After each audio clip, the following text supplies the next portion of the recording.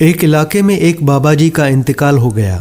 جنازہ تیار ہوا اور جب اٹھا کر قبرستان لے جانے لگے تو ایک آدمی آگے آیا اور چارپائی کا ایک پاؤں پکڑ لیا اور بولا کہ مرنے والے نے میرے 15 لاکھ دینے ہیں، پہلے مجھے پیسے دو پھر اس کو دفن کرنے دوں گا۔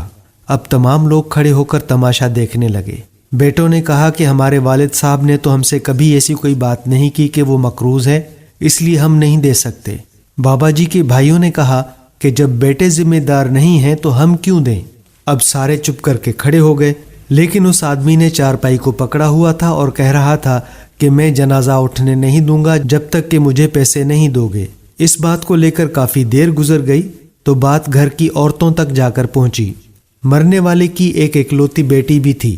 جب اس نے یہ بات سنی تو فوراً اپنا سارا زیور اتارا اور اپنی ساری رقم جو اس کے پاس تھی وہ جمع کر کے اس آدمی کے لیے بھجوا دی اور کہا کہ اللہ کے لیے یہ رقم رکھ لو اور میرے زیور بیچ کر بھی اس کی رقم رکھ لو، اور جو باقی تمہاری رقم بچے وہ میں مرنے سے پہلے تمہارا قرضہ ادا کر دوں گی اور باقی رقم کا بھی جلد بندوبست کرنے کی کوشش کروں گی۔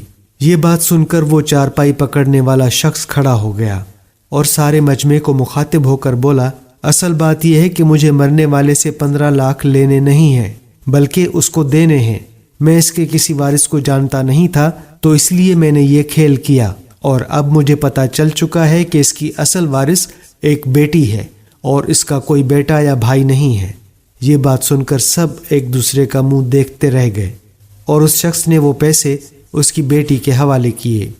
دوستو، اس کہانی سے ہمیں ایک سبق ملتا ہے، وہ یہ ہے کہ بیٹی والے خوش نصیب ہیں، لہٰذا بیٹی کی پیدائش پر خوش ہونا چاہیے نہ کہ غمگین، کیونکہ بیٹیاں اپنے باپ سے بے حد محبت کرتی ہیں اور بیٹیوں کی شریعت میں بھی بہت فضیلت بیان کی گئی ہے۔ ایک اور جگہ یہ فرمایا گیا ہے کہ جب باہر سے تم کوئی بھی چیز لے کر گھر میں آؤ تو سب سے پہلے اپنی بیٹی کو دو۔ بیٹیوں سے محبت کی ایک وجہ شاید یہ بھی ہے کہ بیٹیاں ایک دن پرائے گھر چلی جاتی ہیں، اسی لیے جتنا ہو سکے ان کو عزت اور محبت دیں۔ اس سے ہمیں یہ سبق ملتا ہے کہ ہمیں اپنی بیٹیوں سے محبت، پیار اور عزت سے پیش آنا چاہیے۔ تو دوستو، یہ تھی ہماری آج کی یہ مختصر سی ویڈیو۔ امید کرتے ہیں کہ آپ کو پسند آئی ہوگی۔